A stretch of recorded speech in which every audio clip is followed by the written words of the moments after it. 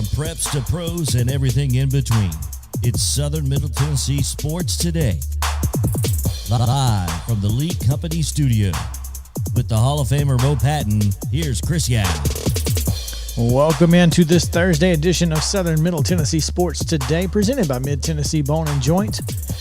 So happy to be with you here on this Thursday high school football edition.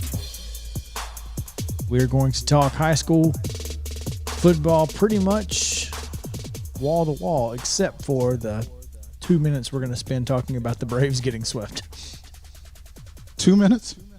If that. Okay. Which may, yeah. Giving us some leeway there, I guess. Oh, man. 2 minutes tops. We have a great show for you, though. We've got Mount Pleasant football coach Kit Hartsfield joining us later this hour. We'll talk about our game of the week. And, well, I think it's pretty obvious who the game of the week is this week, so Summit Brentwood. And then we will talk in the next hour. We will run down all of the remaining games that we have on the schedule before we give you our picks in the final segment. So, again, going to be a lot of high school football in this one, so hope you will stick with us throughout the entirety of the show. Before we get into our top stories, Mo, let's tell them about yesterday's one result that we have in today's schedule. This is the Rundown. The Thursday Rundown is brought to you by Barry B. Coble with Crest Point Wealth Management. Barry B. Coble with Crest Point Wealth Management offers personalized wealth management strategies for clients based on where you are in your financial journey. Go see Barry at Crest Point Wealth Management at 700 North Main Street in Columbia. Securities offered through registered representatives of Cambridge Investment Research Incorporated, a broker-dealer member FINRA SIPC. Advisory services offered through Cambridge Investment Research Advisors Incorporated, a registered investment advisor. Crest Point Wealth Management and Cambridge are not affiliated. In girls soccer action on Wednesday, Coffee County defeated Columbia 5-2. Scheduled to play yesterday were Brentwood and Summit. We have no result. We also have no result from Spring Hill, Lawrence County Volleyball. Today's schedule, at 6 o'clock, we have Columbia Central traveling to Independence, Culleoka hosting Fayetteville, Mount Pleasant hosting Loretto, and Summertown is going to Perry County. Again, that's a 6 p.m. start time. Also at 6 p.m., Summit and Page as well at Page. Those were all volleyball matches, yes. As is Zion Christian at Covenant at 6:30 tonight and Hampshire at Lewis County at a time we don't have. In girls soccer action today, Columbia Academy is maybe not at Providence Christian.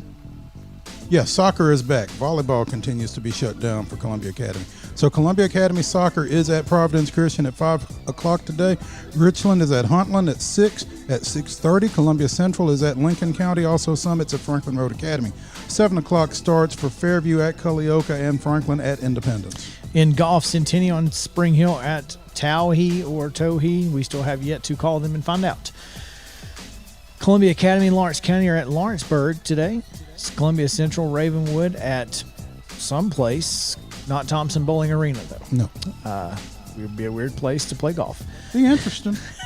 Hampshire, Lewis County, Perry County are at Buffalo River, and in cross-country action, Hampshire is at Bowie Park in Fairview. The holes would be bigger at Thompson Bowling Arena. But they'd also be in the air.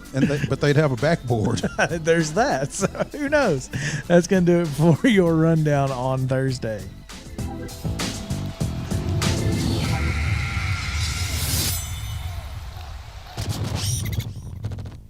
JP, do you play the Lawrenceburg Country Club often, or whatever that is?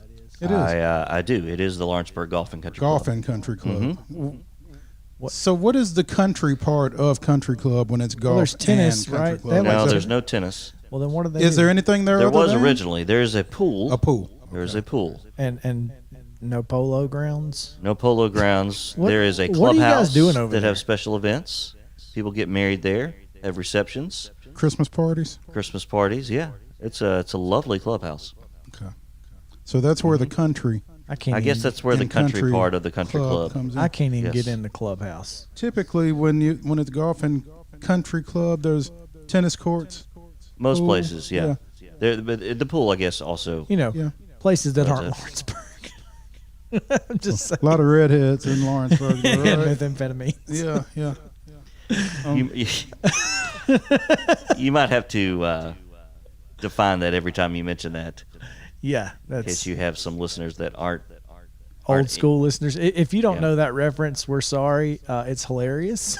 But there's a TikTok guy out there who basically talks about different towns in the state of Tennessee, and he gives one defining character of the town, and then says, and a bunch of methamphetamines. So, redheads and methamphetamines. and that is what he said is in Lawrence County. Lawrenceburg. Apparently, in Lawrenceburg, there are a lot of redheads. We've not seen but one. We Yeah. only know the one, and that's JP. So I got nothing. I've not paid. That much Apparently, attention. he only knows you, JP. I guess you so. must know that guy. He doesn't know me well enough to accurately define that. He's got half of that right. Well, he's not saying that you do the methamphetamine or the redheads in general. He just said there are a lot of them, And a lot. and a lot of There's two hands there. There's probably a lot of the latter in there. There aren't a whole lot of redheads. There are a few. Not enough to say there are a lot of them, though. Well, he did. Yeah. So he must not know a lot of people in Lawrence County. That's all I'm Ignorance saying. must be bliss, is all I can say. Clearly. Oh, top stories this week, and let's go ahead and get the Braves out of the way. Rip the Band-Aid off. Yeah. Yep. Tough night last night because Brian Snicker is either trolling all of us or trying to get fired. I'm not sure which. Well, I mean, it's one of those deals where if I can't throw Will Smith, I'm going to throw Chris Martin. Yeah. I mean, We can lose it in the ninth, or we can lose it earlier. in the highest of leverage situations with a runner on third base up by a run, you throw a guy out there who has a 6+ ERA in his last 5 outings. And to do that, you have to take out Tyler Matzik. What are you doing You made a conscious effort, to screw this up? and mission accomplished. Braves led this game, 3-2 going into the seventh, gave up a run in the seventh, gave up a run in the eighth, lost it 4-3. That's it. So got swept in L.A., 5-3, 3-2, 4-3. After getting enough runs against 3 of the best pitchers in baseball. I mean, Urias, Bueller, and Scherzer. Mhm. Yes, we scored 7 runs in the series. That doesn't sound like a lot, but that's more than a lot of teams would have Scored 8. scored. 3. Oh yeah, you're right. Sorry. 3, 6, 8. Yep. Scored 8 runs in the series. That's a lot more than a lot of teams would have scored against those 3 pitchers. in a 3-game series. I mean, at L.A. It was enough. And our starting pitching did enough, except for Drew Smiley, who's no longer apparently a part of the starting rotation. Now do Will Smith. You're right. Oh, I mean, and the bullpen in general, but yes. Well, again, Matzik threw well. Rodriguez put him in a tough Continues. situation, but Matzik got him out of it. And nobody's going to come out of the bullpen and be perfect every time. That's not the expectation. We get it. The other guys are driving Cadillacs too, as Jim Leland once said. But when guys are trending badly, to continue to throw them out there, i.e. Will Smith and now Chris Martin, to throw them out there in games that you are supposedly trying to win doesn't make a whole lot of sense. Supposedly, I like that. Well, I mean, You're not wrong. You're not wrong. At least the Braves will not have to play at midnight for the next 4. yeah, we can get some sleep. Peace. Braves at Colorado, 7:40 start tonight. Braves come in at 70 and 62 with a 2-game lead now over the Phillies. Touki Toussaint gets the start for the Braves, 3-2 with a 3.60 ERA. Carlos Gonzalez, 3-6 with a 6.08 ERA, gets the start for the 61 and 72 Rockies. But 2/3 of those wins, I believe, are at home. So they are dangerous. They're good at home. In Coors Field. But And that's but where our this game offense, I got a feeling we're going to be pretty dangerous in Coors Field too. So The air is thin for both teams. that's right. It's raining on both sides of the field. Yeah. So Figure. And that is again 7:40 start tonight. So that's what, 6:25 pregame? Which is what you will get on WKRM. Yeah. 103.7, our sister station. And you will not hear them tomorrow night, but you probably will hear them Saturday, maybe. I'm not sure. So. Yeah, Saturday, maybe not, because it's a 7:10 start on Saturday. Should hear them, because Yeah. Alabama starts at 2:30. Right? Alabama's on KOM, Tennessee's on KRM, and they play KRM, they tonight. play tonight. Okay, so yeah, Saturday so yeah, you is should get 'em. available. Okay. All right, there you go. Oh, well, wait a minute. Well, will you get them tonight?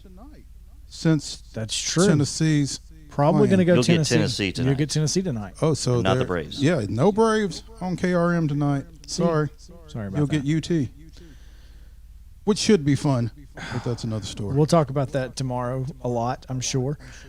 Real quick, Hillsboro playing at home for the first time in 3 years tomorrow night. That's going to be a lot of fun. First home game for their seniors. That's huge. Had a lot of construction going on over there on the renovation or rebuilding or raising and building of the school and athletic facilities. So should be fun. Who are they playing? We should know that. I don't know that.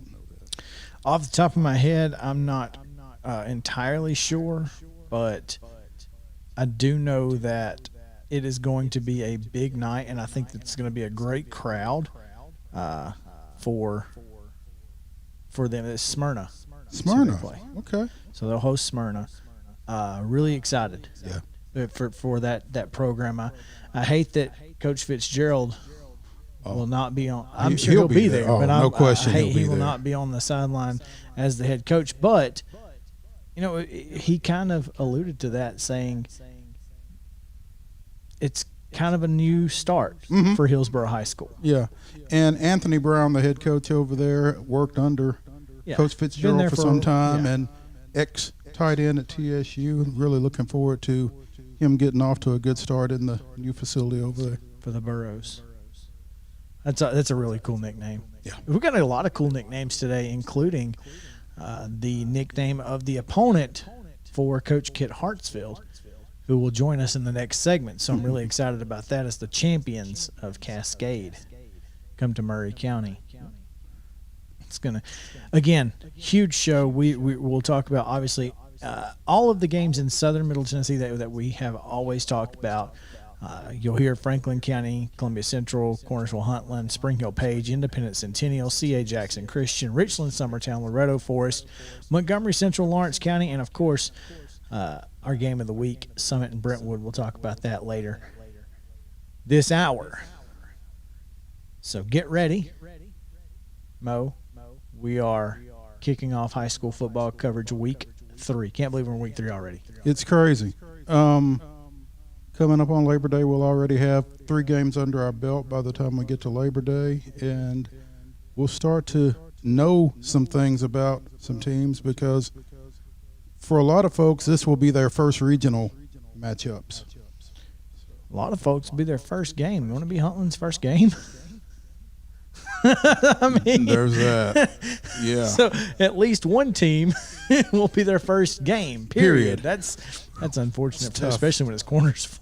That's not what you want to see. Yeah, it's a rather rude awakening potentially. Yeah. And we'll talk about it with our fine friends down at WZYX at the top of the hour. So, all right. When we return, we've got Kit Hartsfield coming up. He will join us for Coach's Corner, Mount Pleasant football coach, and talk about last week's win over Scotts Hill, big win for them, and tomorrow night's game against Cascade. So stick around on Southern Middle Tennessee Sports Today, presented by Mid-Tennessee Bone and Joint. We will be right back to the Lee Company studio right after this, so don't touch that dial.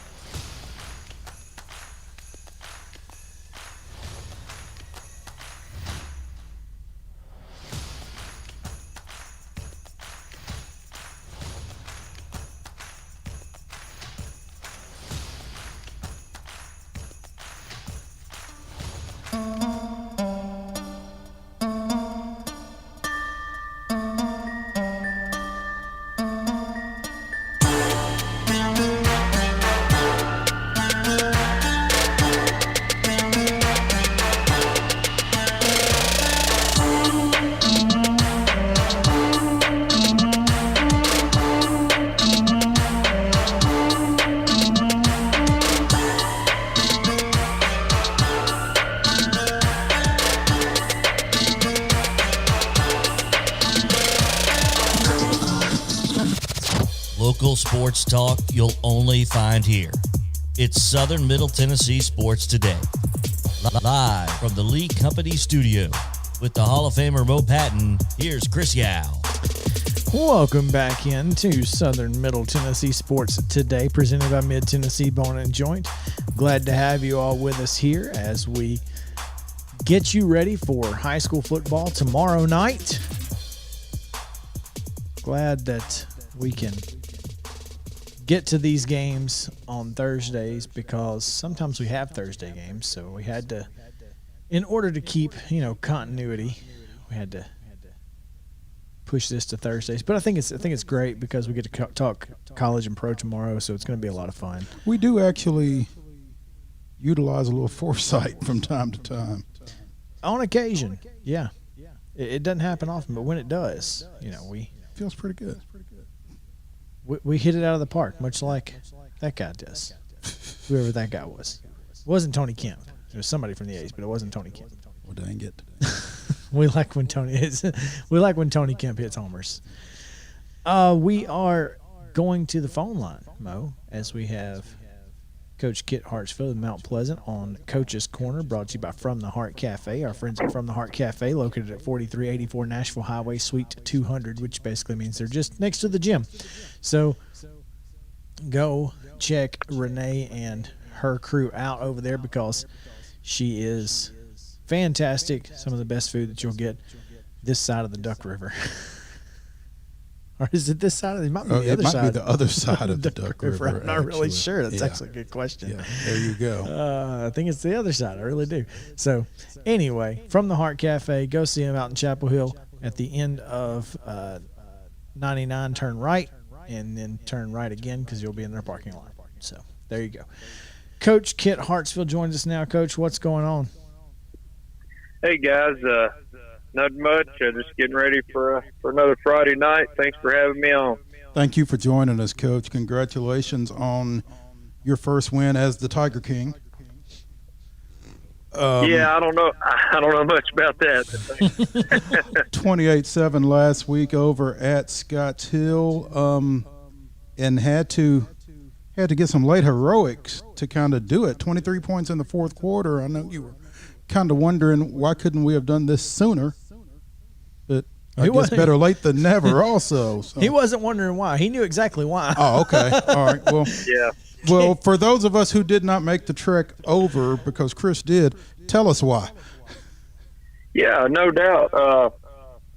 We moved the ball really well in the first half. We did turn it over on our first possession on a deep shot. The DB made an unbelievable interception grab, but we went up and down the field.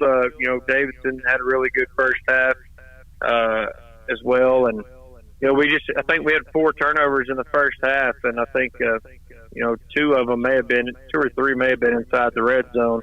I know 2 were at least. One was on the 1 foot line on the quarterback sneak. As my man Chris pointed that out, it was a great decision on my part, huh? Well, under center there. I will tell you, it's funny because we all the time second guess folks. Just because you're in, you do shotgun all the time. Why do you not go under center? Well, that's why you don't go under center, because you're not used to it. Yeah, and that's it is what it is.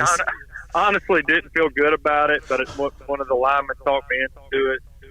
Then we can get it, and I was like, we'll fumble it, and then it should have been my judgment because that's what happened, and the kids wanted to do it, and anyways, we ended up finishing those drives in the second half.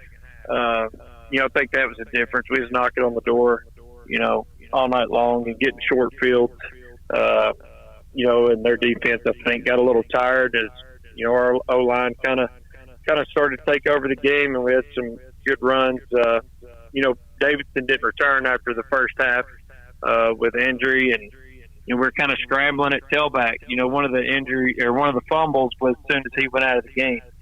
Perez's first play fumbled, but he's not in there very much. And it was a fumbled exchange. It wasn't like he got hit and fumbled. But he came into his own in the second half and ran hard. And Jeffrey Williamson had a massive run on a jet sweep when we were down 7-5. and we kind of never looked back from there. So, Yeah, you know, if nothing else, the fumble at the 1 foot line made for great halftime fodder with it being 2-0. So I was enjoying that, telling folks that it's 2-0 and that's not a typo.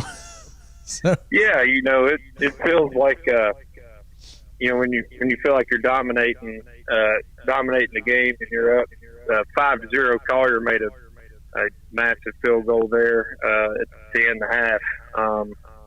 You know, you're like, oh, we may be in trouble. You know, we've kind of blown some opportunities, and Davidson's out, and you know, some guys had to step up there. So we're fortunate enough to do that. yeah, one of those guys that stepped up was the one that kept you in the game on defense, because Scotts Hill was not going to gain. It was like, you make sure they remember the night they played the Titans kind of thing, because they were not gaining a yard as long as Gavin Alderson had anything to say about it. Yeah, I mean, he had just an unbelievable individual performance. You know, after that fumble on the foot line, he got a safety the very next play. You know, and that led to the field goal going into halftime. And you know, he finished with, you know, 3.5 sacks, about 6 tackles for loss. It just seemed like, you know, anytime it was a big down, you know, he was in their backfield, and you know, he was just I don't know, he just kind of fueled the energy for the entire team and fans for the game there in the first half. And once he got going, you know, they were a little bit off balance having to deal with him. And some other guys played really well too, but he definitely stood out there and kind of gave us the momentum. Love it when you can get those defensive stats. We have got Kit Hartsfield from Mount Pleasant with us here on Coach's Corner, presented by From the Heart Cafe over in Chapel Hill. Coach, I know this is your first season at the 2A level, but when you've got a Jackson Collier over there, you feel like you've got a weapon that a lot of your opponents aren't going to have? I mean, you know, it's been hit or miss. I know he's great for us, and to know he's just a junior. I mean, being able to watch him in warm-ups and see him kick, you know, some 50-yarders with plenty of room to go, I knew with the safety we was at least going to get a field goal there, a field goal try.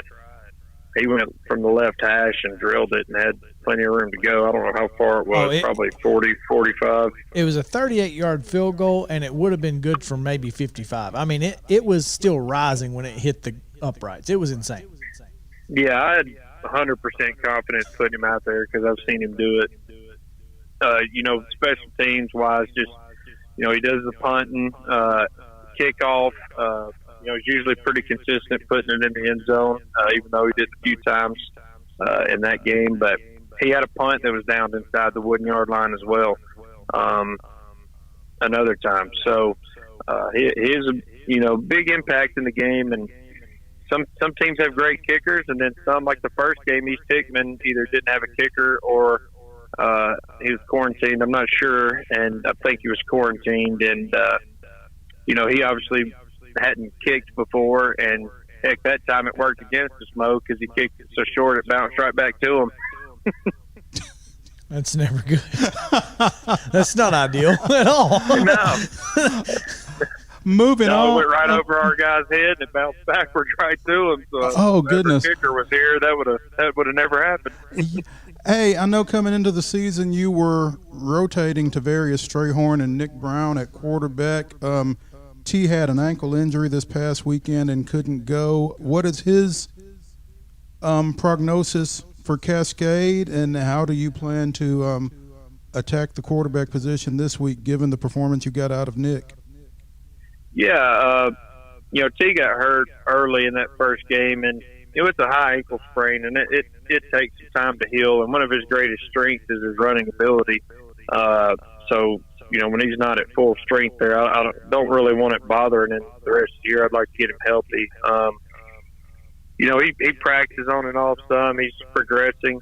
You know, I don't think he's quite ready to play 100% on that ankle yet. So it'll all be Nick's tomorrow night. Looking forward to this Cascade matchup. Obviously, a new region for Mount Pleasant fans and a new opponent for them. I'm not sure when the last time they played was, but it probably has been a 2012. while. Yeah, it's been a minute. So most of these folks will not have seen the champions in a while. But of course, obviously, it's all new for you because this is your first year. So, what kind of things are you seeing from Cascade from film that you are excited about being able to maybe exploit, or just how do you feel about them as overall?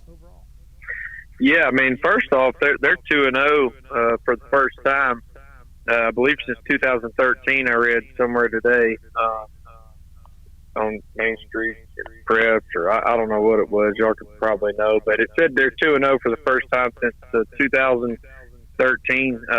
So they're obviously an improved program, and they have a lot of momentum coming into this game. They had a great win over Moore County in week 1, who was in the quarterfinals last year. And I think they're one of the favorites to win the region. If you ask people in the preseason, with what they had coming back, with an all-state lineman and, 2 really good quarterbacks. One's kind of their main quarterback, number 13, and they got a number 3, about 6'1", 6'2", 210-pound outside linebacker who goes in at quarterback as well, and he is just an absolute man on the field. So they're a tough physical team. They run wing tee on offense. They know who they are, and they're aggressive and scrappy, and like to bring pressure a lot on defense. So it's I see why they're one of the preseason favorites, and they appear to be healthy and playing good ball as they dominated Cannon County last week. Against a team like this, do you feel like you have some opportunities with a DeMarcus Brown, with a Jeffrey Williamson, a Davion Meza to maybe make some plays over the top? Yeah, no doubt. You got to give those guys a chance with their playmaking ability. We took some shots. I think we may have hit one at East Hickman, and we didn't complete any of them last week. But those are plays we're going to have. We got to use our speed with those guys. They do have one really good corner. I know it's also their running back. But we got to protect, and when those guys are open, we got to capitalize on that. I think mostly Mo, just coming from the East Hickman game, and their style of offense isn't exactly wing tee. But Cascade is a heavy run team. We got to prove that we can play tough and stop the run versus a team that's just going to run it regardless of what you do. Scotts Hill was not that style. And I think everybody kind of saw how we did versus that on defense. And, that's the question for our guys is are we able to win a tough game? That's kind of a look yourself in the mirror and see what you're about. Yes, sir. We will be waiting for it, and Mo's going to be there. I am going to be there. I'm looking forward to it. Yeah. We appreciate your time today, Coach. Thanks so much for joining us, and we look forward to seeing you on the sideline Friday night. Yes, sir. Thank you guys for having me. Mo, if you need directions, let me know. I'll do it. I'll give you a shout, Kit, man. Thank you. Thank you. Oh, Bye-bye. man. Kit Hartsfield, head football coach at Mount Pleasant High School, and Coach's Corner brought to you by From the Heart Cafe. Again, From the Heart out in Chapel Hill. Go see Renee and the folks there. Fantastic. We're going to talk about our fast stop game of the week on the other side of the break, so stick around while we break down that Summit Brentwood contest. Massive contest coming at you, so stick around. Southern Middle Tennessee Sports Today, presented by Mid-Tennessee Bone and Joint, returns to the Lee Company studio right after this.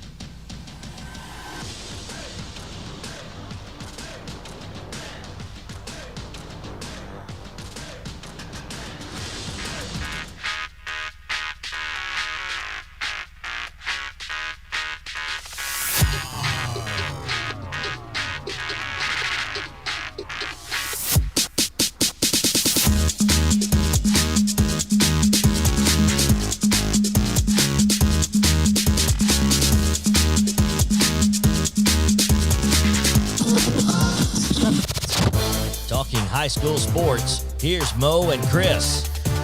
Welcome back in Southern Middle Tennessee Sports Today, presented by Mid-Tennessee Bone and Joint, coming to you from the Lee Company studio, and glad to be doing it. What's going on out there? It is Thursday, and we are glad to have you with us as we get you ready for, again, high school football action tomorrow night across Southern Middle Tennessee. Time to talk about our fast stop game of the week, because it's not often that you get a chance to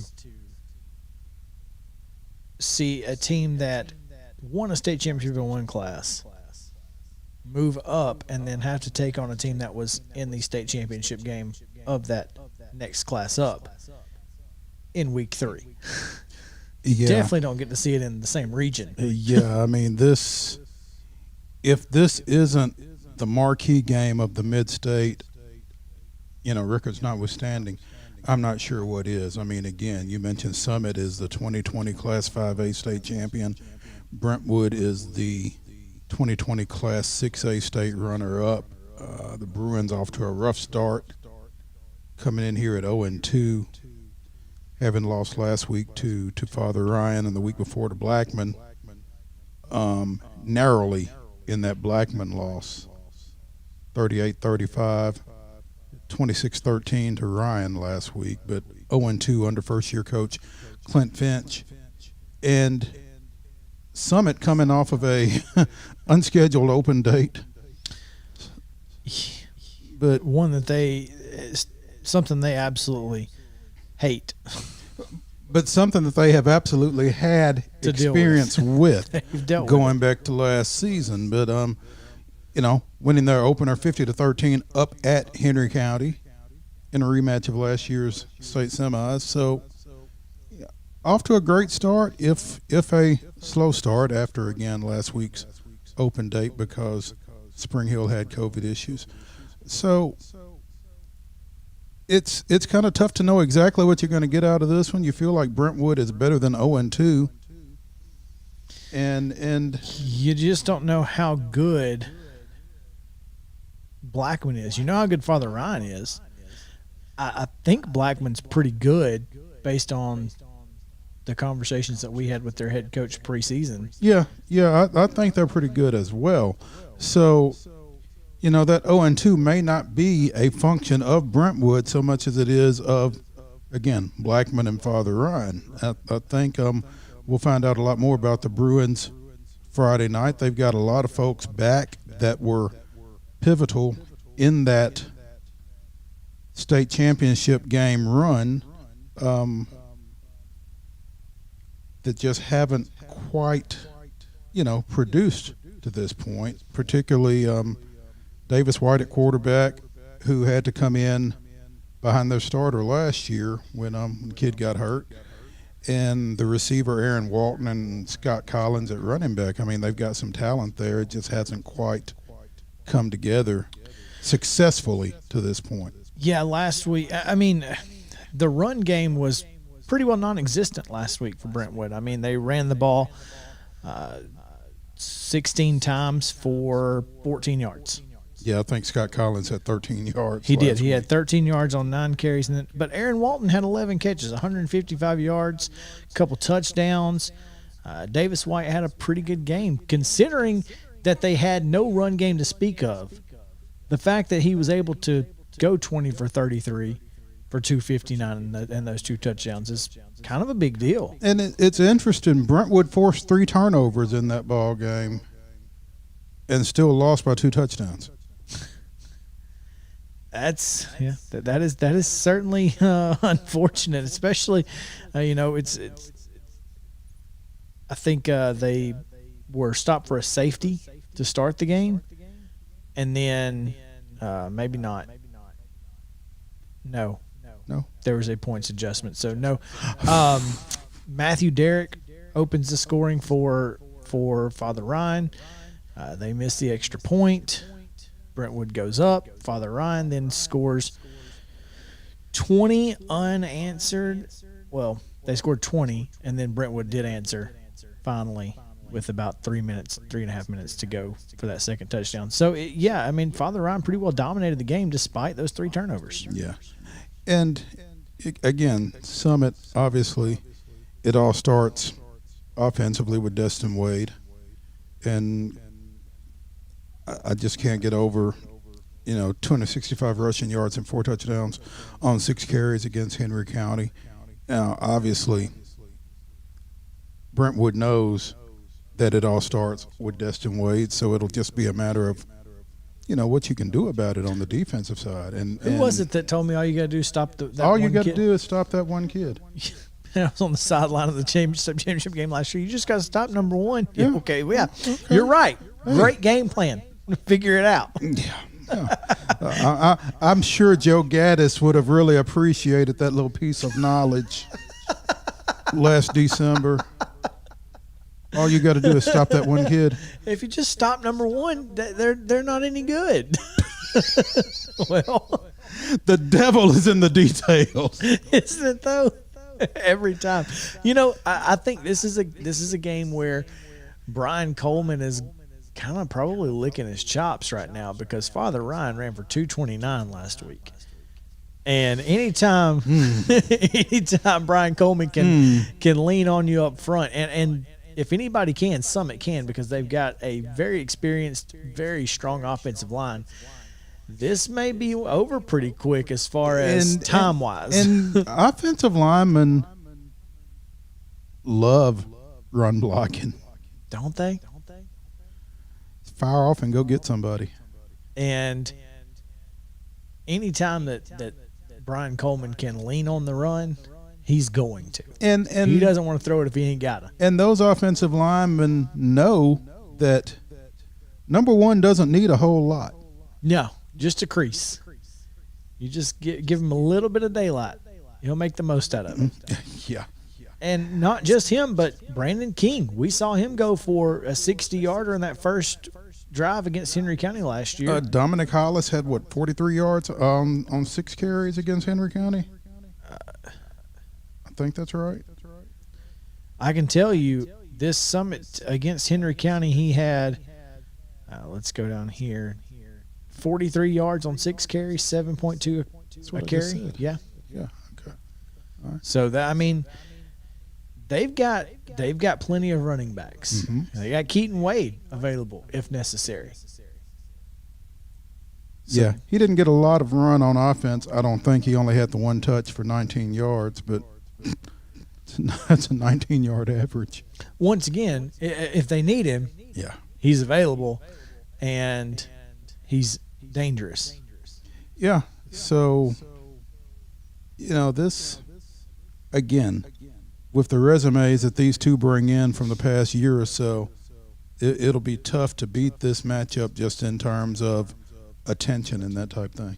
Yeah, I mean, you're right, and let's also remember that Brentwood is still the man in Region 7 6A. I mean, obviously Ravenwood was the number 1 seed out of that region, but Well, again, Brentwood is the team that went to the 6A finals. So, until somebody in that region beats them, they are that team. and That could be. that could Friday be tomorrow night. night. It absolutely could be. As a matter of fact, all indications based on what we're looking at, it will be. But don't give Brian Coleman any of that rat poison because he's not going to want to hear it. What I will say is, again, because of Summit's, I guess, experience with having off weeks last year, perhaps they will be better equipped than some other teams may have been with an off to week handle last that. week. Yeah. But you still never know. They're still 16 to 18-year-old kids. I just feel like Brian Coleman's 16 to 18-year-old kids are maybe built a little differently from a mental and emotional aspect. They just seem, from what we saw last year again, to just deal with what is thrown at them and remain focused on the task at hand. There is a specific attitude that Brian Coleman teams elicit and have since he's gotten there. I mean, you can go back to that first year with Ty Carter and Ethan Cash and those guys. They just, I mean, had they not run into Beach from, in first round of the playoffs, and then the third round that first year in 2017, and then the first round the next year. I mean, they're just, you're right. They're built different. They have a different mentality. They're very even-keeled. They're very businesslike. And they don't get frustrated, which is a They don't big get deal. And they don't get frustrated prior to the game, and they don't get frustrated in the game. I go back to that fumble that Destin Wade had either against Henry County or against Beach the week before. I don't remember which, when they were going in for a touchdown and fumbled. I think that was against Beach. I think it was. And, they just don't get rattled. But they knew if we get the ball back, We're going to score. we're going to score, we're going to win this game, and you're not going to stop. and Try they- and stop us. And they did. And they did. And that's kind of, that's also goes the other way too. They don't get ahead of themselves a lot. They're very in the moment, no matter what, good or bad. And I think I guess that's the meaning of even killed, right? Same on both sides. Yeah, Chris, that's what I just said. And I kind of think other teams kind of see that, It can be and it intimidating. almost gets in your head. It's like, man, that we're hitting them, and they keep coming. They keep coming back. They're turning it over, and they keep coming. They're down, and nothing bothers them. What's up with them? That is a huge positive. You're right. It will almost make you quit. It's like, why am I even trying at this point? Well, I can tell They're you, not going anywhere. I can tell you from another sport, from wrestling, that does happen. Absolutely. I've done everything that I can do to knock these guys down, and they just keep getting back up. I don't know Why do I keep knocking them down? Why? Exactly. How do I keep them down? Well, I don't know. Maybe I just can't. Yeah. And that's a big deal. It's intimidating. It really is. You're exactly right. And I don't know that Brentwood's going to be intimidated, but they've got a brand new coach. I don't know how that locker room is But I'll tell you what, 0-2, against the wall. regardless of who it's against, that's got to create a little doubt. And if Summit can some kind of way get up quick early, Either doubt or it's fight or flight. Your back is against the wall. Yes, those first two games don't mean anything in the grand scheme.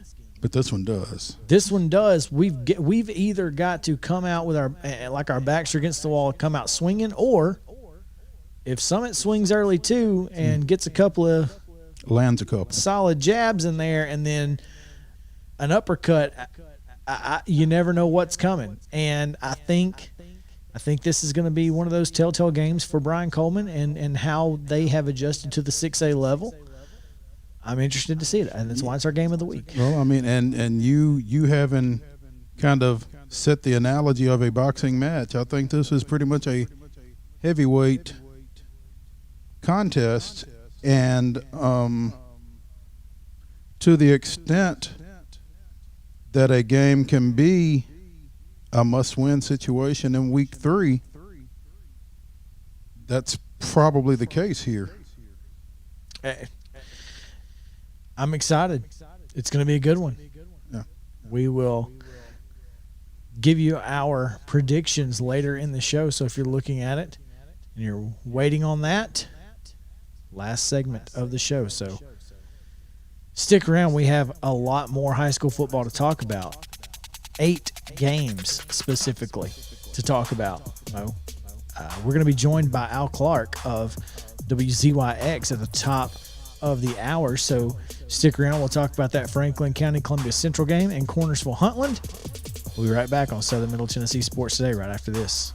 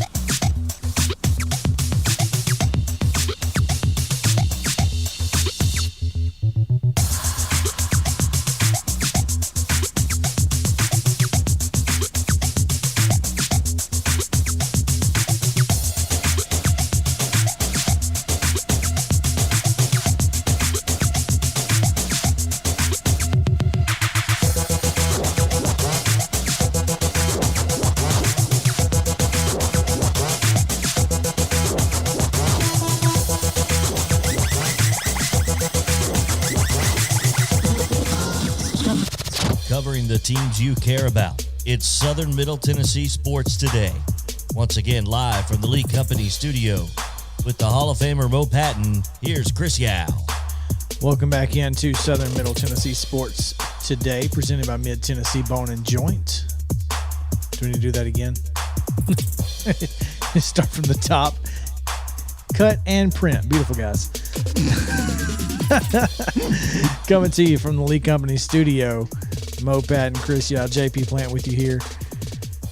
Going to be a great weekend of high school football. You can catch the Columbia Central game on WZYX 94.5 The Eagle if you are down in Franklin County, or if you're here in Columbia, WKRM 103.7 will also be carrying it. In the stadium on Friday night will be myself and I guess our guest. Is Al Clark going to be in the stadium? Al, what's up?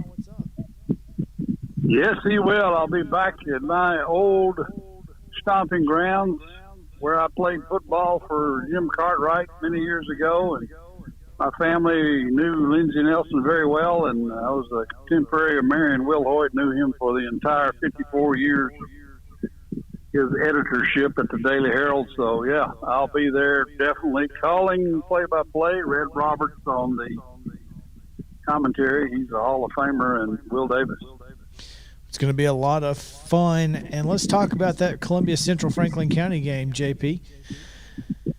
JP's got a timer. He's going to keep us on 3 minutes on each game. So here we go. Franklin County, tell us about them. Obviously, great quarterback, couple of twins that are fantastic. Yeah, you're talking about Keandre Johnson and the Holman twins. Very dangerous combination when they are clicking, definitely. And looking forward to some really good things from them on Friday night. The good news is we've got some injured players who missed a week or two, missed the Coffee County game 2 weeks ago. They'll be back. Chase Edwards and Robert Yancey. They are 300-plus pounders, so they'll shore up the defensive line for Coach Tracy Hayworth quite a bit. So that's the good news. Also, we've had 2 weeks to prepare because our Chattanooga Central game, of course, was COVID canceled last week. Chattanooga Central could not make the trip, so Coach Cunningham told me that he started preparing for the Lions last Wednesday. So we've had a little extra time to get ready. Al, having said that, what do you feel like Coach Cunningham and the Rebels coaching staff wants to shore up from that Coffee County loss? Well, number one, they had to get some injured players back, which they have done. We really didn't do too badly, Mo.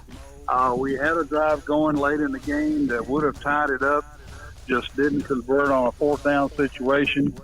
And, you know, the defense really made the difference because Coffee County kept the ball a lot, major minutes during that game.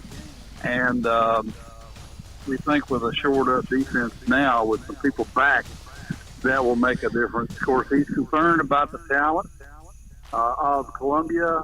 He has a healthy respect for John Moore, the new coach, son of Herschel Moore, a legend. And he knows that they have an attack that can score from anywhere, long 40-yard passes or inside the 10-yard line, either way. His staff went over to Dixon County last week and scouted him. So they know they have their hands full. We don't do well in Columbia. We do better when Columbia comes here, but in that venue over there, we have a little tougher time.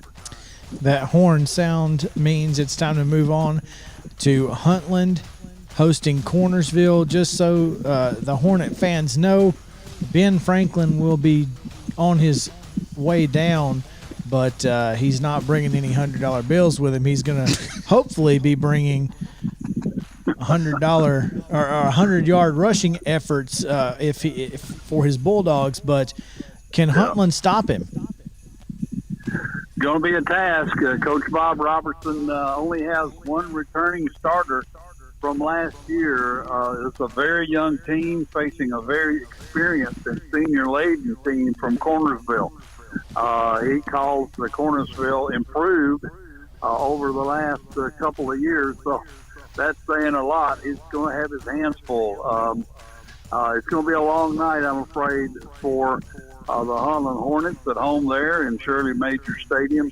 They'll do the best they can do. Of course, they haven't played this year. Their first week was a bye week. Last week they threw a COVID win from Whitwell. So they have not played a game this year, and it's going to be tough for Huntland to stay with Cornersville.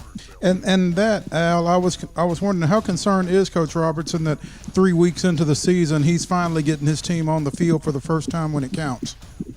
Very, very concerned. Of course, they had a lot of prep time, but they scrimmaged Richland earlier in the preseason. That's the only contact of people with different colored jerseys they've had this year. They didn't do really well that scrimmage, so he's got a lot to be concerned about. He told us about that this morning. It's going to be a tough go of it on their first try out against Cornersville on Friday night. So, Al, where can they hear that game? They can hear that game probably, I'm guessing, on another station? CDT, stream. Gotcha. Of course, CDT will also be in Columbia, but they have a stream, I believe, that they can cover the Huntland game since it's a home game there, yeah.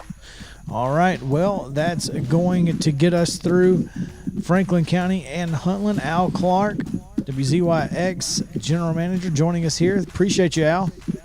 Thank you, guys. Appreciate you all the time. All right. Now we move on. Spring Hill and Page. Spring Hill and Page. Mo, the Raiders got a tough task. They do have a tough task. I mean, they're coming off of 2 weeks removed from a 55-32 loss up at Greenwood in Kentucky in their opener, and they are catching a Page team that has seen their starting quarterback go down and seen the backup step in and throw for 450 and 4 touchdowns in 2 games. So not a whole lot of a drop-off from Page as they went from Colorado State commitment Jake McNamara to junior Colin Hurd. And I think Spring Hill needed some drop-off at that position in this matchup. Yeah, they were certainly not. They were hoping that there would not be as good of a quarterback as Jake McNamara under center for Charles Rathbone. But junior transfer Connor Swan under center for Spring Hill he's at least been serviceable in that area. Completed 18 of 27 passes. I'll take that. For just under 200 yards, literally, 199. And so they've been able to get him settled in at that spot. I think he's pretty much, stepped into that role. During the preseason, they were working with as many as 4 guys at quarterback trying to figure that out. And Swan seems to have solidified that spot for now. So we'll see. Jay Emmons will be on the sideline for Page against his former team, Spring Hill. And this Page defense is pretty good. Yeah, I'll tell you, they have a freshman linebacker, Eric Hazard, freshman now, 6'3", 215. Come on. Freshman. Sounds like he like he can play tomorrow anywhere. At a lot of places. Yeah. And, when he gets 3-4 more years under his belt, he'll probably Have his choice. be the case for real. Yeah. So, like you said, Spring Hill going to have their work cut out for them on both sides of the ball tomorrow night. I'm looking forward to it. It's going to be the Patriots hosting Spring Hill. Patriots 2-0, Spring Hill 0-1 coming into this one. And that's a region matchup. And it is now a region matchup. And that region 6-5A. 5A. Yeah. It's got me all confused. But yes, region 6-5A. That's as is that Franklin County Columbia Central game. Columbia Central game. That's right. So going to be a lot of fun. We will keep you updated on Spring Hill at Page tomorrow night. JP, let's go ahead and move on to Independence and Centennial because CCCHS over here, the 2-0 Cougars. Yeah, but I don't know that the 2-0 Cougars have seen anything like the 0-2 Eagles. Big Region 7 6A matchup for both those teams. Obviously, again, Independence coming off 48-21 loss to CPA and a 62-7 loss to Lipscomb, and I'm sure they're going to have a lot of frustration to potentially take out on the 2-0 Cougars. Centennial having defeated Overton and Lincoln County and pitched shutouts in both of those. Yeah, they've not given up a point yet. I don't think that's going to continue this week. I'm afraid not. Even though Joe Cummings has not struggled. He's not found it difficult to throw it to the other team yet, unfortunately for him. But I think that's a credit to the two teams that they play. I don't think that's knock on him necessarily. I really think Independence's struggles to this point have been primarily about who they were playing and not about them.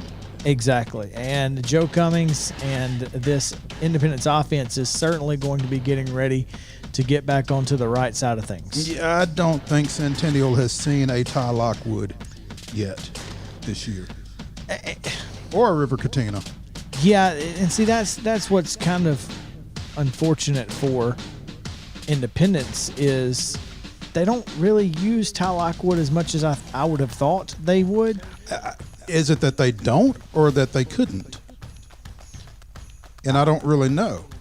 It's never been a very tight end friendly offense for Scott Blake because I don't think he's ever had anything as good as a Ty Lockwood. Right. So I'm not sure. He kind of just uses him as a slot receiver, and it's really it's interesting how they match that up. Well, so, I think that's going to be a work in progress. It is, and that's where I think this week could be one of those weeks where they say we're going to get it to our 4-star guy that's going to Ohio State. Mm-hmm. Maybe that's a good idea. And you're going to have to stop us. And Joe, you need to get some confidence under your belt. Get some confidence. So make some quick throws, make some early throws, get that confidence, and then we'll go from there. They've got guys on the outside who can beat you deep as well. And hey, let's turn around and hand it to Trey Hartwell a time or two too. You give it to that kid 10, 15 times a game, and he's going to get his. And you don't want to be standing in the way when he does. So yeah. I feel bad for Centennial this week because it is a team that is standing on the tracks and Indy's train is coming. So, all right, there you go. That's going to get us through segment number 4. And we will come back on the next 15 minutes and tell you about 4 more games in the area. We've got C.A. Jackson Christian, Richland, Summertown, Loretto, Forest, Montgomery Central, Lawrence County. All of that on the other side of the break. And, of course, don't forget our pick'em. So, always fun to pick, especially when you're winning in the pick'em, JP. That's always fun when you got a game lead. It's a little easier. You can take some more chances and that sort of thing. So stick around for our pick'em on the other side, or in the final segment of today's show. We will be right back on Southern Middle Tennessee Sports Today, presented by Mid Tennessee Bone and Joint, with more high school football coming your way. So stick around. Don't touch that dial. And we'll see you on the other side of it.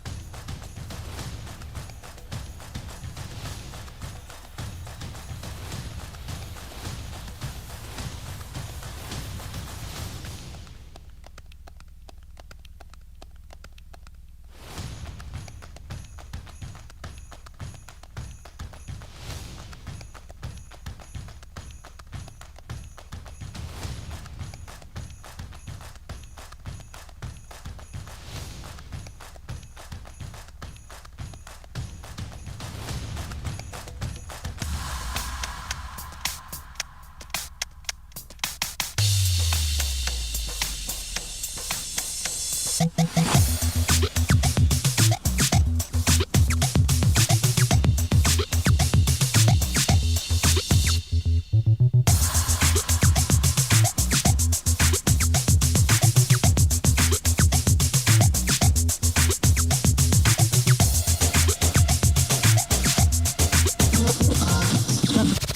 sports talk show you've always wanted. It's Southern Middle Tennessee Sports Today. From preps to pros. Live from the Lee Company studio. With the Hall of Famer Mo Patton, here's Chris Yao. Welcome back into Southern Middle Tennessee Sports Today, presented by Mid-Tennessee Bone and Joint. We are coming to you live from the Lee Company studio and WKOM 101.7 FM, WZYX 94.5 The Eagle, getting you ready for high school football on Friday night. Remember, you can listen to the pregame show and the scoreboard show, TriStar Friday Night Live, right here on these two great stations as well, following Friday Night Football, but also across Middle and much of West Tennessee. You can hear Mo and I as we break down games from across the entire state, from Bristol to Memphis, as well as games locally here in Middle Tennessee, with the biggest storylines from across the state. So make sure to tune in. That usually starts around 6 o'clock on WKOM and 6 o'clock on WZYX, and you'll hear the entire 49-minute show, which will take you right up to pregame from Lindsey Nelson Stadium for both teams. It's very weird, but is what it is. Dueling broadcasts, maybe? Basically, yes. We should swap color analysts. Wouldn't that be fun? Just swap the color analysts. Have a Columbia guy on the Franklin County broadcast and a Franklin County guy on the Columbia broadcast. That'd be interesting. We've done that before in NBA with the Bobcats and the Hawks. Oh. Being both from Fox Sports South family at the time. Dominique Wilkins came on the Charlotte broadcast, and Del Curry went on the Atlanta broadcast. Huh. That's interesting. Yeah. The suddenly single Del Curry. For like a quarter, yeah. Suddenly single? Suddenly, I know, yeah. Crazy news about that, huh? No doubt. Yeah. You know, I'm just glad that all of these games that we're about to talk about feature teams that are real schools. That's all I'm saying. Could be worse. No Bishop Sycamores. No Bishop on Sycamores the schedule this week. Not this week. We'll try. Although I did hear that there are some games open in the across the state of Georgia where Bishop Sycamore had apparently had several games scheduled, and several. Yeah, 2 or 3. So anyway, JP, let's get into it. Columbia Academy at Jackson Christian. Columbia Academy 0-1 coming in. Jackson Christian 2-0. CA off last week, but not because they wanted to be. Yeah, exactly. And I doubt that there was a team that wanted to be on the field more last week that wasn't than Columbia Academy, coming off that 42-7 loss up at Davidson Academy, and we won 85 offensive yards in that loss. I don't think that was at all what Charlie Lansdale and the Bulldog coaching staff was looking for. So obviously they've had 2 weeks to get ready for this Jackson Christian game and hoping for a better outcome and better output this week. Yeah, I mean, coming out of the Good Pasture game or scrimmage or jamboree, whatever it was, I think they felt pretty good about their offense, and for good reason. But again, it's Davidson Academy. One, they're the 3-time defending state champion in Class A, in Division II Class A. Now they're a Class 2A school, so they're just a bigger school now with more athletes. Yeah, and they had lost a lot from last year's team, but at the same time, pretty dang good. And so, again, CA has had 2 weeks to get ready for Jackson Christian, as it turns out. Going to have their hands full, particularly on the defensive side of the ball. Jackson Christian won their opener 56-46 over North Point. Junior running back Cameron Boyd went for 260 with 5 touchdowns. and freshman Jalen Mosley finished with 194 combined rushing and receiving yards on just 9 touches. So they've got some explosiveness. They defeated St. George's 24-20 this past weekend. This is going to be a fun game because Jackson Christian and Columbia Academy, they have some history. This is, they're familiar with one another. So I will be interested to see how Columbia Academy rebounds and rust, as we have so often said on this show. I think this is going to be an important game for Columbia Academy, just for some confidence sake. So absolutely. I mean, this is a team that struggled early last year. The late move in the preseason to bring Baranek back behind center after he had worked at tight end all of the offseason. This will be his third start if you go back to the Jamboree. So. Yeah, that's tough. All right, moving down, Richland travels to Summertown in a little region action. This one is interesting because both teams kind of have a lot of question marks coming off of week 1 losses and not having played last week. Yeah, Richland had question marks coming into the season with a first-time starter at quarterback in Bryce Miller. They moved Sam Edwards to running back. Didn't quite get the outcome they were looking for in a 31-7 loss down at Cornersville in week 1. You saw that ball game. Mm-hmm. Summertown falls 16-12 to Lawrence County. Obviously put up a good fight against a Class 4A opponent. Again, both off last week. I think Summertown had fewer question marks coming in just because they knew who their quarterback was. They knew who their quarterback was and their running backs. It was the offensive line that was the question for them, and seems to be the question for Richland as well. Yeah. So, with that said, somebody's going to get a leg up in Region 5 2A play with a win here. And I think it's going to really be a competitive ball game because you do have two teams that still have some question marks. Yeah, a combined 19 points between the two of them in week 1, so that's not boding well for the offensive output. But again, like you said, Colton Schaefer, Javen Edmiston, Anakin Johnson for Summertown in the backfield.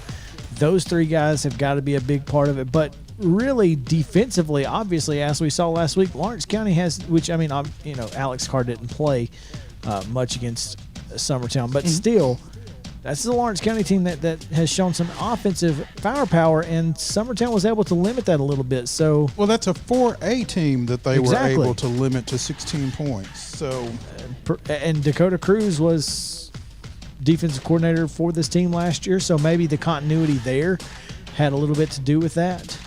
So I'll be interested to see how Summertown rebounds, and Richland as well, because obviously they had a tough go of it over at Cornersville. They weren't able to throw the ball well, but again, the wet field, a lot of their woes had to do with that as well. So they just didn't have that power run game like Cornersville did. And Cornersville's pretty good.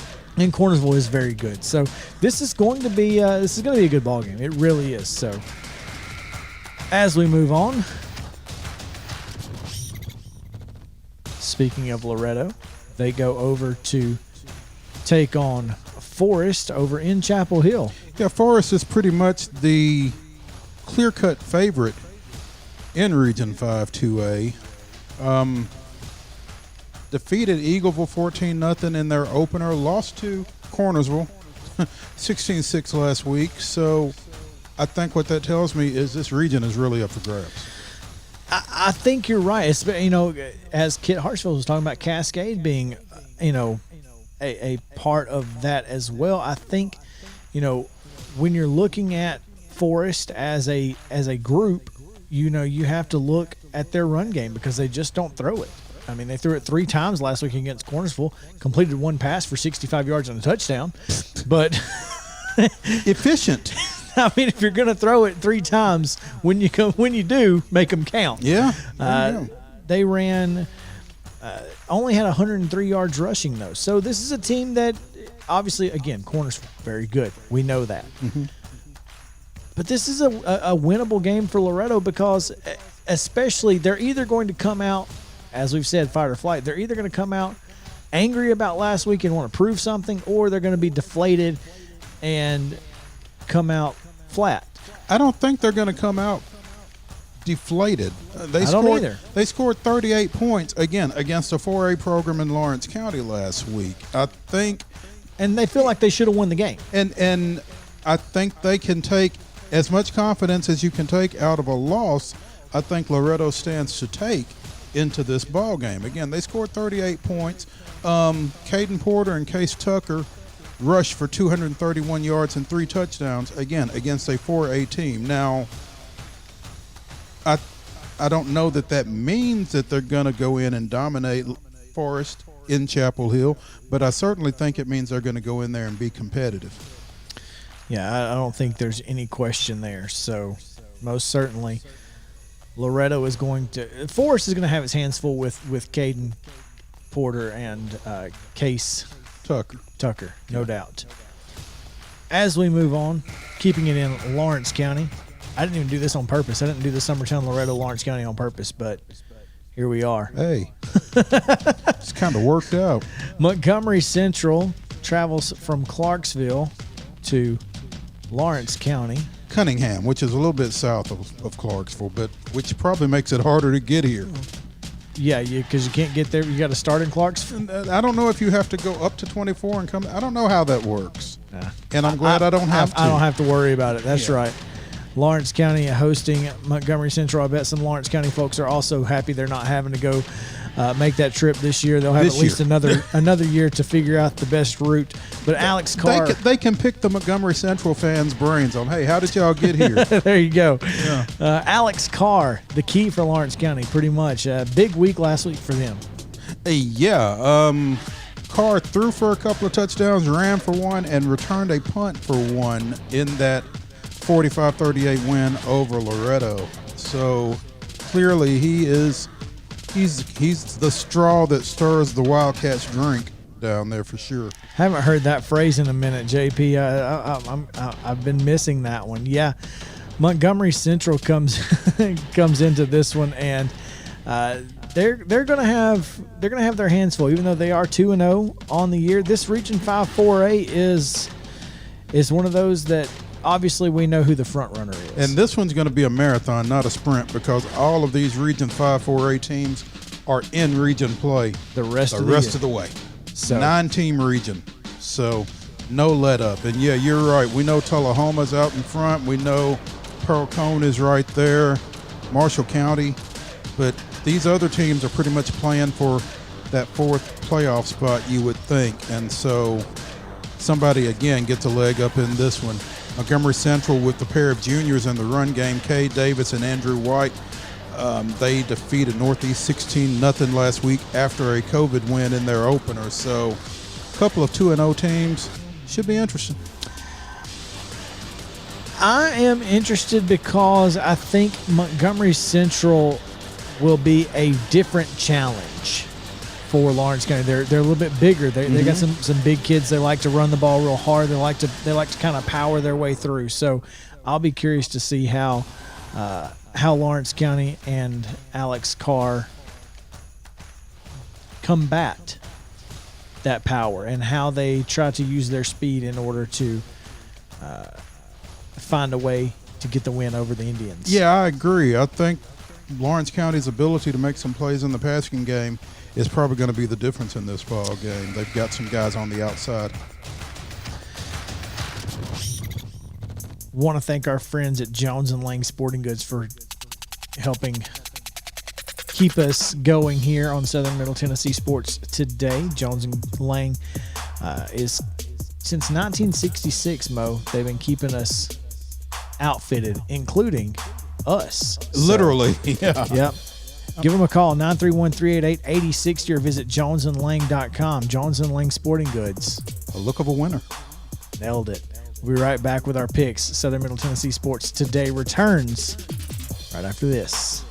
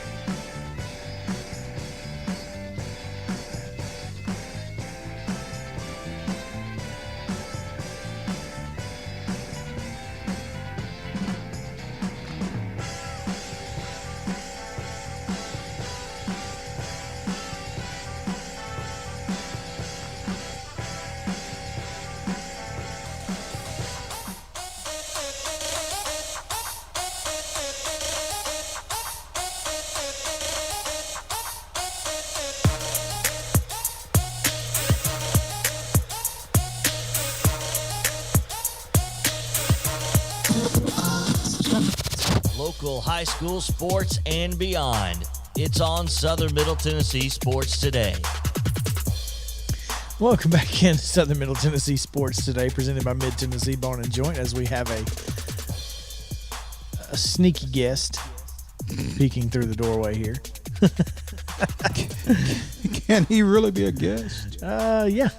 He can jump in anytime he wants. I don't know that he's a guest. Well, I mean, we're guests. Exactly. But he's also a guest when it comes to the show, I guess. All right. I'm not sure. Mo, we got to do some pick 'em. Do we have to? Yeah, we do. Well, because- since I already have, I don't guess it really well, you know matters. what? I mean, we can stop if you want. Just yeah, you'd like that, wouldn't Stop the count.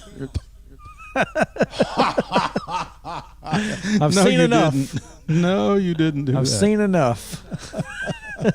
Wow. Chris, clearly the better prognosticator here. It's pretty obvious. After going 4-0 last week, I take a 1-game lead Yeah. in the. You are clearly the better. Yeah. Well, we have picked 14 games this season, 13 of which we have picked exactly the same. Mm-hmm. And the one time we didn't, we had to go. So you are 1-0 then, huh? Is I that- guess. Okay. But let's go ahead and give everybody our picks for this week as we start. Let's just go from the bottom up here. All right. Let's start with the game we just talked about. Lawrence County hosting Montgomery Central in Region 5-4A. Okay. Last week I went first, so we're gonna let you go first this week. Well, you already went first. I can Well, see your picks. Okay. So it doesn't really matter. All right, but then. Well, that being the case, I might as well go. Yeah, I took Lawrence County in this ball game. As I alluded to, I just think that they've got some ability to make some plays on the outside with Carr, with Jacobry Stevenson, and with some of the other guys in the passing game, that if they can hit on a couple of big plays in the passing game, I think it makes it tough for Montgomery Central to come back. I like Lawrence County. I agree with you here, and even though Montgomery Central is going to shorten the game as much as they possibly can with that running attack, it only takes one or two big plays, and you can't tackle them if you can't catch them. So Alex Carr, the difference. Lawrence County gets the win. Right. Loretto at Forest. I think this is a game that could go either way. I really feel like Loretto has an opportunity to really put a foothold in this 5-2A region. I'm looking for Caden Porter and Case Tucker to continue their big outputs. I think the Mustangs get the win. I agree. I think that ground game with those two guys, they've rushed for 303 yards between them in 2 games so far against, again, Lawrence County and Not Summertown. who did they? Collinwood. Collinwood, Yeah, they yes. opened against Collinwood with a big win down there, 7-6. Yeah, I like Loretto in this one. As we talk, just stay in that 5-2A. Richland at Summertown. Should be a good one. I think the quarterback eventually makes the difference in this ball game. I think Colton Schaefer and his experience and his ability to make plays with his feet. He had 80 rushing yards on 12 carries against Lawrence County in that 16-12 loss. I just think when all is said and done, it's going to come back to his ability to do something positive for his team versus the question marks that Richland has at that position right now. See, I'm not sure how they're going to grab the win on offense, but I think they will with their defense. Summertown defense leads this one to a win, so Eagles there. Let's go. Let's stay here. Okay. 5-2A, Cascade, 2-0 at Mount Pleasant. Last week you picked against the Tigers. They told me to tell you keep doing it.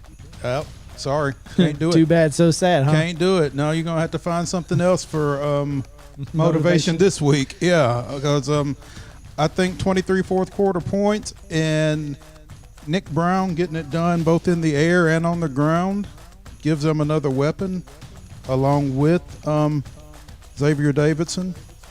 And I think at some point DeMarcus Brown is going to come up big in the passing game. I like Mount Pleasant in this ball game. I think we've seen Mount Pleasant against the Wing T.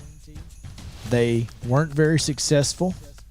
I don't know how they've decided to fix it, Or if they've decided to fix it. or if they were able to fix it. I'm sure they decided they want to fix it. Now, whether they were successful or not, I don't know. That's why I've got Cascade in this one. Now, So that's they can- why you're wearing your black and orange over here, just like the champions. Just See, like I the see champions. you. Yeah. That's where you want some motivation? I don't think you can stop the Wing T. Boom. Yeah. There it is.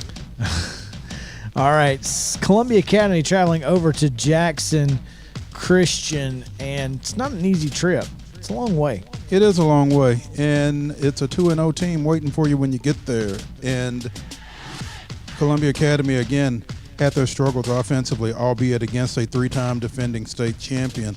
I just don't know how much of what they struggled with they were able to get fixed, as you mentioned, with Mount Pleasant defensively. I like Jackson Christian in this ballgame. I like Jackson Christian for a lot of reasons, and obviously one of them being Cameron Boyd, as you mentioned earlier. I just don't know that that Columbia Academy has the ability to find the offense they need in this. I think that's the key here. They don't have an offensive identity because they weren't preparing for Bryant Baranek to be the quarterback. Yeah, and all of that. I think Aiden Hatley has to be a factor for Columbia Academy offensively for them to pull this off, and I'm not sure that they are quite oriented in that direction just yet. I agree. Centennial 2-0 at Independence 0-2. You made reference to CCCHS when we initially talked about this ball game. I would love to pick the Cougars in this ball game. I can't do it. You know, Josh Forsey has scored 7 touchdowns for Centennial. He scored 8 all year last year, so he has gotten off to a fantastic start. I think this Independence defense figures out a way to slow him down, slow Centennial down, and offensively, I just think they get themselves headed in the right direction. I think it's probably Indy by 2 touchdowns. Yeah, I think you're right. And here's the big thing is, again, we've talked about this earlier this week on Monday. We talked about it just a minute ago. Independence has got his back against the wall. When Scott Blade has his back against the wall, he's going to come out swinging. And again, playing the level of competition that they have played to this point, it can either make or break you. I think that they too kind of have a similar mentality to Summit, in that not a lot's going to break them down. I think this is the week that they get their confidence back, they get their mojo back, and I wouldn't be surprised if this is the game that catapults them right into that region race. Oh, no question. Yeah. Staying in Williamson County, Spring Hill travels to Page. Spring Hill comes in 0-1, Page 2-0. This game is very mismatch-ish. I'll agree with that. I mean, that's the thing here is that Spring Hill is still trying to. They're trying to figure a lot out. Yes. A lot. And Paige has a lot of questions answered. They have a lot of question answers. They have backup answers to their questions. Here's the difference. The difference. They have backup answers to their questions, and Spring Hill doesn't have starter answers to some of theirs. They just don't, and that's unfortunate because Spring Hill has the skill players, I think, to be successful at this level. I don't think they have the offensive or defensive lines. They've not had a guy like, and I wish I could remember that kid's name that played the same year that Dante was there. Oh, TJ Ennis at quarterback? No, the big kid up on the line, and he was so good. They haven't had just a game breaker defensive line. I know who you're talking like about, that. and I cannot think of his name either. Simon Tech, I think. Nia senior year Was really good. So, yeah, I think we both got Page in that one. Yeah. Cornersville at Huntland. Cornersville taking their trek down to Franklin County. And, you know, I just don't think Huntland in game one is going to be on the level of a Cornersville. This is a tough matchup whenever you play it, particularly if it's your first game of the year. I like Cornersville in this one.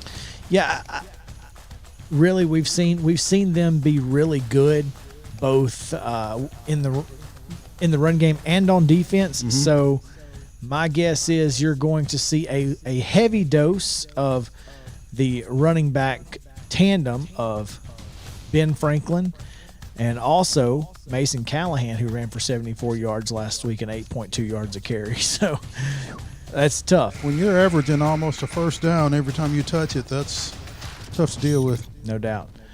Franklin County comes to Lindsey Nelson Stadium, take on the Lions of Columbia Central. They've had a week and a half to prepare. Does that make a difference? You know, Al Clark said that they struggle when they come to Central. And I don't think Friday night will be any exception. I think Central had built a lot of confidence with that 26-12 win over at Dixon County last week. They've got a lot of different weapons on offense in the run game in that wing T, and none of them seems to care who it is that they're blocking for and watching run 20 and 30 yards down the field. That's a big deal. Here's the bigger deal. Their defense is probably back to at least 90% healthy. Yeah. And those suspensions are no longer. Well, actually, those suspensions, one of those suspensions is another week. The other suspension has turned into a dismissal. Gotcha. So, well, then that makes a big difference. I don't think it does, though, because they got 2 interceptions last week against a pretty good quarterback, one of which went for a pick six. The other one set up a touchdown. I think this defense is very opportunistic. They can get to the quarterback. They can drop and cover. I like this defense, and I think it'll give Franklin County a lot of problems. All right, I'm going to go with Central as well. That's it. We got one game left. Is that it? Got one game left. We just kind of ran through this thing. Summit Okay. at Brentwood, game of the week. I don't think Brentwood can stop number one. It's easy. All you got to do. It's all you got to do. But I don't think they can do it. You know, you've heard me on these same airwaves. I've never been a big Gino Auriemma fan, but one thing that he said once about one of his teams really stuck with me. We got Diana Taurasi and you don't. And Brian Coleman sticks Destin Wade in there. Yeah. We have him. You don't. And here's the thing. Brentwood doesn't have a quarterback like they've had in the past. They don't have a guy who just is head and shoulders better than everybody else in the area. So I don't think this one comes down to a Lambert's throw roll either. I don't think so. I think Summit wins this one, and they become the team to beat In Region 7. in Region 7-6A. So there you have it. Those are our picks.